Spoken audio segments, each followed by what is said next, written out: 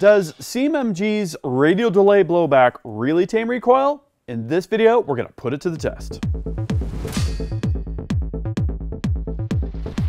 Gavin here from UltimateReloader.com. In this video, we're going to get hands-on with and go in-depth on CMMG's patented Radial Delayed Blowback technology, a technology they implemented and perfected and tuned to address common issues with AR pistols, specifically with 45 ACP, but we're going to show 9mm. And speaking of 9mm, we're going to step back in time to set a little context here. In 1982, Colt developed and released a short barrel 9mm version of the M16. This is a really interesting platform called the SMG. 10.5-inch barrel, 9mm parabellum, an adaptation of Uzi magazines with 30-round capacity, and a lot of off-the-shelf components from the M16. This platform is actually used by armed forces around the world and kind of served as the inspiration and set the stage for a lot of the 9mm AR pistol and short barrel rifle platforms. So let's take a look at the Mark 9 and the MKGS. So what we have here is CMMG's Mark 9, which is their original 9mm AR pistol, and then we've got the MKGS, which is the updated version. You could think of the Mark 9 as being inspired from and based on the SMG. It uses the same Colt SMG magazine, which is that adaptation of the Uzi magazine, but it has several notable improvements. The first is the bolt catch. The bolt catch is optimized for the inner workings with this 9mm platform rather than being basically an off-the-shelf M16 part like it is in the SMG. The other thing that you've got here is a dedicated mag well.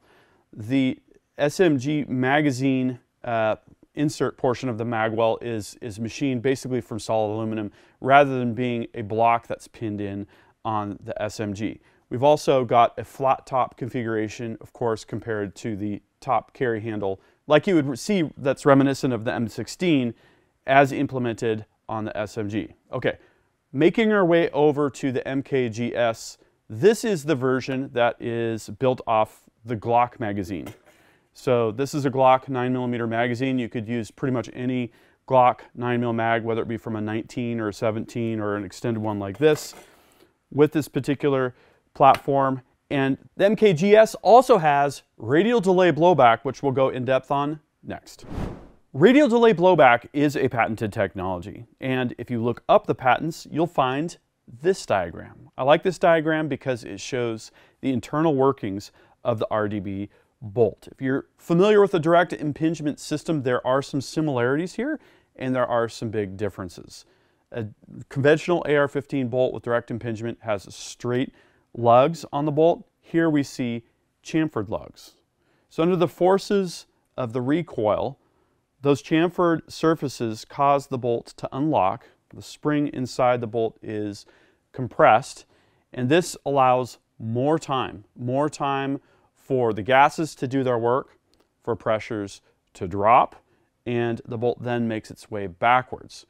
One of the big advantages of this kind of system is it can be made to function reliably with a lot less mass. And that translates to more reliable functioning with less recoil. And that's a huge benefit for this type of platform. So next, I'm going to get out the bolts and the buffers, and we're going to see how they differ, and we're going to put them on the scale.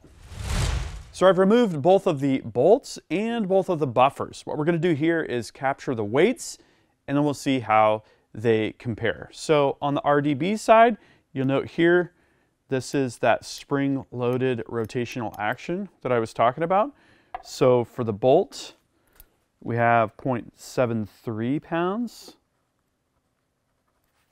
For the buffer, we have 0.19.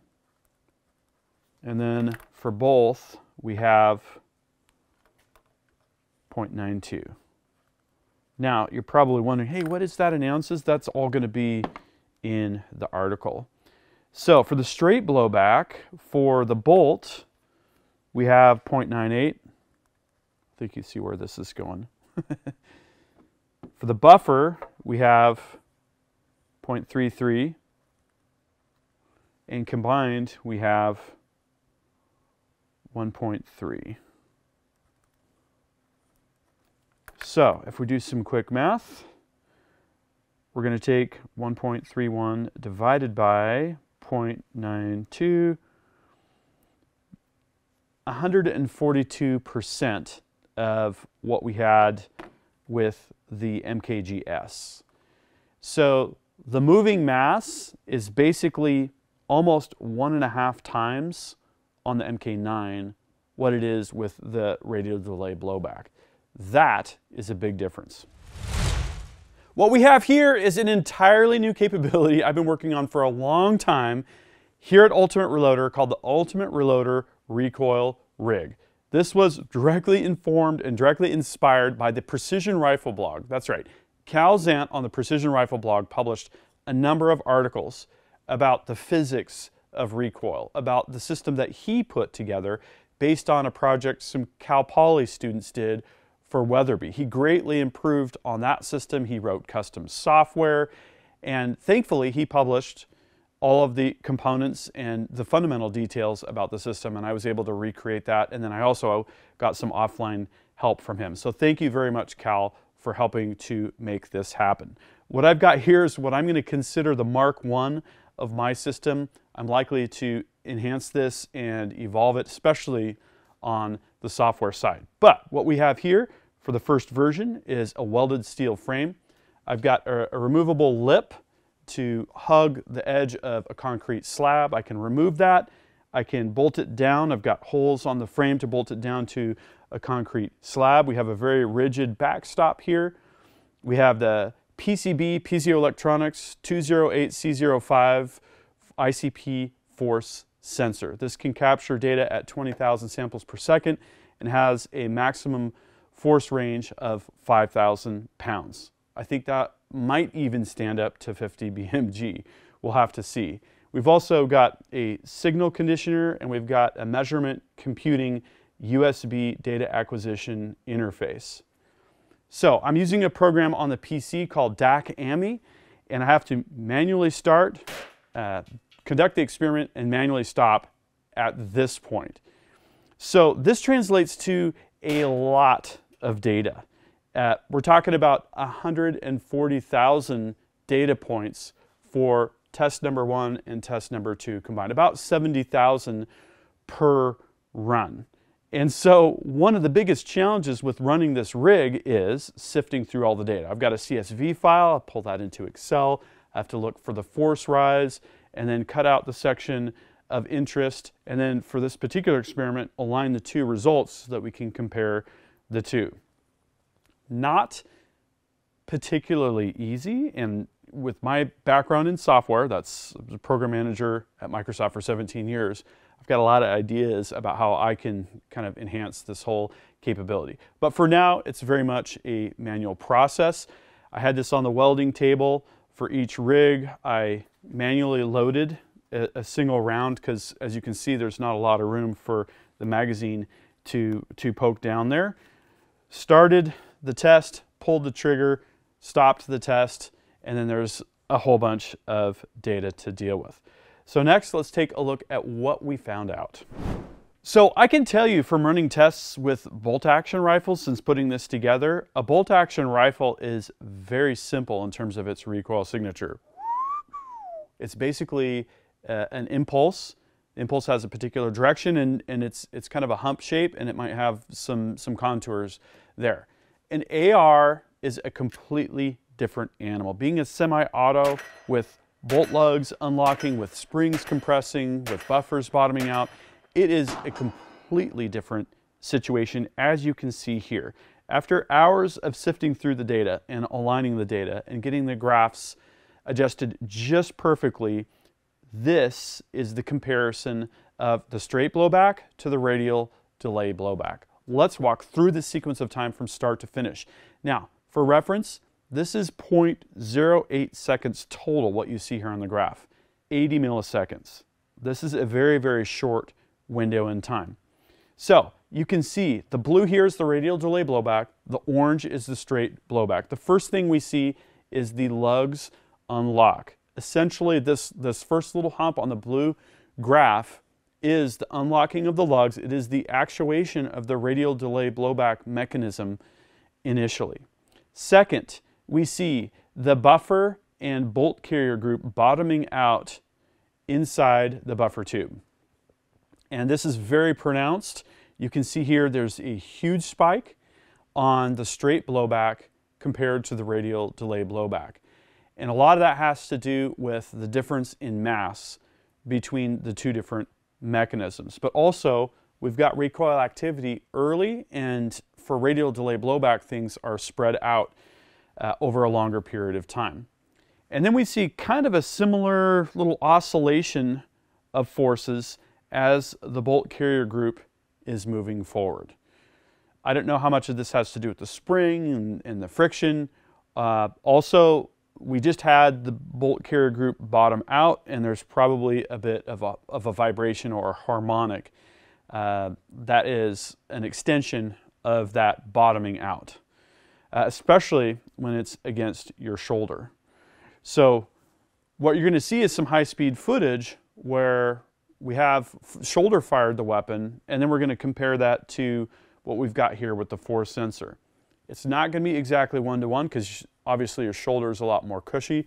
I had a plastic buffer here between the buttstock and the force sensor, but the same things fundamentally are happening. So let's take a look at that in depth next. So let's review the results starting with high-speed footage. What we've got here is straight blowback on the top and radial delay blowback on the bottom. We're capturing with an Edgertronic SE2 Plus at 4,456 frames per second, and that gives us a lot of time detail.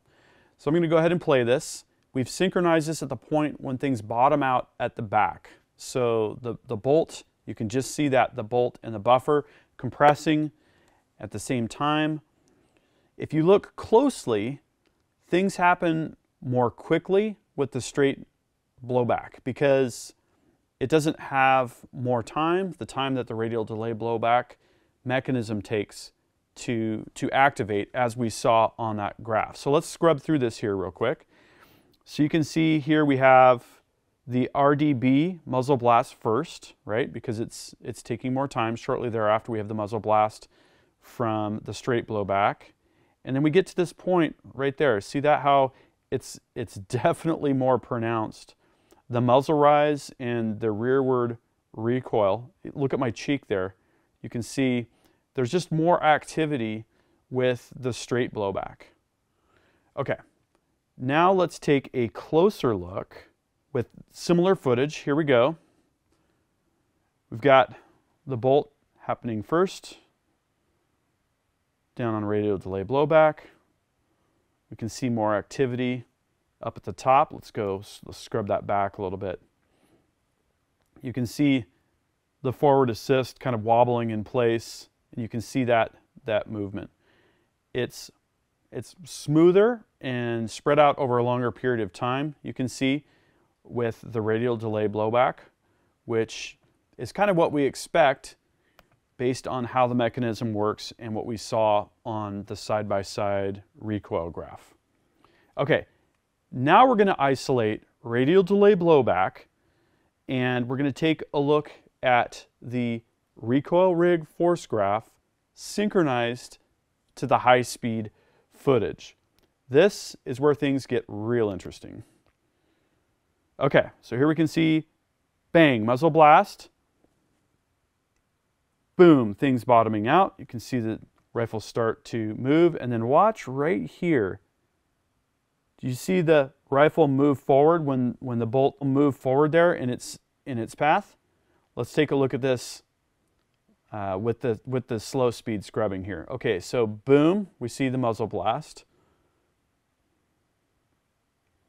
And then boom, we see right there the rifle start to move back as things bottom out. We see some interesting force oscillations here as things start to move forward, right there where the forces drop off. Isn't that interesting? And then down here, I'm I'm not sure exactly what this little ripple is there. I'm going to have to do a little bit more investigation to figure that out. Let's do a close-up with the same force graph. Here we go. Muzzle blast, things going back, bottoming out. You can see the very distinct, sharp movement there, and things moving back forward. So what's interesting about this is we can basically break down the functioning of the AR mechanism, see that reflected on the Recoil Rig force data reading graph, and then we can also see the AR respond with the high-speed camera. This is really the complete picture of what's happening, and specifically the differences in recoil. I hope you had as much fun just absorbing all of that information and taking in the data as I did gathering it and processing it. This is the coolest capability. You know me, I like to geek out on data, and this is going to just be a playground for those types of explorations. Totally love it.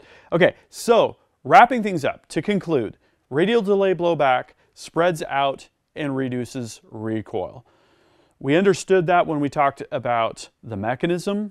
We saw direct evidence of that when we weighed the buffer and the bolt and compared those weights, with straight blowback weighing almost 50% more compared to the moving components with radial delay blowback. That lower mass, it has a huge factor on what the recoil signature looks like. We saw that on the graphs. Radial delay blowback also helps solve feeding issues, and CMMG took this on when they adapted the Banshee platform for 45 ACP. Big, heavy, slow-moving bullet, not a lot of barrel length to get gas pressure with, and a wide variety of different types of ammunition, from light bullets to heavy bullets. And also they found, with a high-speed camera, that rounds were being jostled out of the magazine because of the violent nature of that recoil impulse. That led CMMG down the path of developing radial delay blowback. And since those days, radial delay blowback has been rolled out in a lot of the different chamberings, including 9mm, 40, 10, 45 ACP. And they still make the Mark 9. CMMG just went through a visual refresh, so all the Banshees, Resolutes, Endeavors have updated styling and small details, parts taken from their zeroed lineup of accessories, all rolled into this new lineup of AR pistols, carbines, and long-range rifles. One of the things they have done since this Mark 9 was built is they've incorporated radial delay blowback into the Mark 9. The Mark 9 still uses SMG magazines, just like this original model did, but it now incorporates radial delay blowback. So it comes down to, do you want to use Glock magazines like this, or do you want to use SMG magazines like what the Mark 9 uses? Still has the dedicated magwell and the other improvements I talked about previously as well. So the evidence is in. Radial delay blowback is a real deal and it really works. Here's my question for you. Are you running radial delay blowback? Do you have a Banshee? Please drop a comment and let me know what you think. Also, what would you like to see tested with the Recoil Rig? Some of the things off the top of my head are butt pads, bullet weights, charge weights when you're loading ammunition, the weight of the rifle, suppressors, muzzle brakes. We got a lot of stuff to cover. And this capability is also something that I'm offering with test services. If you want to know more about that, go to commercial.ultimatereloader.com. We got a bunch of different commercial solutions divisions offerings, including the trigger scan, ballistics, and a bunch of other stuff as well. That concludes this video, and that means it's time to wrap it up. I hope you liked this video. If you did, please give it a big thumbs up. Also, make your voice heard. If you have something to say, please drop a comment. Make sure you're subscribed with notifications because you're not going to want to miss the awesome content that is coming up. And finally, flex your reloading pride. You could look great in one of these t-shirts. We've got multiple designs at the Ultimate Reloader store. I'll see you later because I'm off to go shooting.